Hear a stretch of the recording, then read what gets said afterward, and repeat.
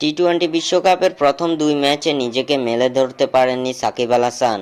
বিশ্বকাপের প্রথম দুই ম্যাচে পারফর্ম করতে না পারে সাকিবকে নিয়ে তীব্র সমালোচনা করেছেন সাবেক ভারতীয় ব্যাটার বীরেন্দ্র সেহবাগ। দক্ষিণ আফ্রিকার বিপক্ষে বাংলাদেশের ম্যাচের পর সাকিবকে ছোট করে বীরেন্দ্র সেহবাগ সরাসরি বলেছিলেন, সাকিবের উচিত এখনই টি-টোয়েন্টি ফরম্যাট থেকে অবসর নেওয়া। শুধু তাই নয়, এ সময় সাকিবকে ছোট করে বীরেন্দ্র সেহবাগ আরও বলেছিলেন, গত টি-টোয়েন্টি বিশ্বকাপেই সাকিব বাংলাদেশ দল থেকে অবসর নিতে পারত। বিশ্বসেরা অলরাউন্ডারের সামর্থ্য নিয়ে এভাবেই প্রশ্ন তুলেছিলেন ভারতের সাবেক এই ব্যাটার। বীরেন্দ্র সেহবাগের মুখে এবার চুনকালি দিয়েছেন সাকিব আল হাসান। সাকিবকে নিয়ে বিরূপ মন্তব্য করার ঠিক একদিন পরেই সেহবাগ পেয়েছে দাঁত ভাঙ্গা জবাব। বিশ্বকাপে জ্বলে উঠেছে সাকিব আল হাসানের ব্যাট। নেদারল্যান্ডসের বিপক্ষে বাংলাদেশকে লড়াকু সংগ্রহ এনে দেওয়ার পেছনে ব্যাট হাতে বড় অবদান রেখেছেন সাকিব। নেদারল্যান্ডসের বিপক্ষে ব্যাট হাতে সাকিব স্পর্শ করেছেন আন্তর্জাতিক ক্রিকেটে 2500 রানের মাইলফলক। এর পাশাপাশি এই ম্যাচে পেয়েছেন অর্ধশতকের দেখা। এদিন ব্যাট হাতে 46 বলে 64 রানের দারুণ এক ইনিংস খেলে অপরাজিত থাকেন সাকিব আল হাসান। এছাড়াও প্রথম বাংলাদেশি ব্যাটার হিসেবে আন্তর্জাতিক ক্রিকেটে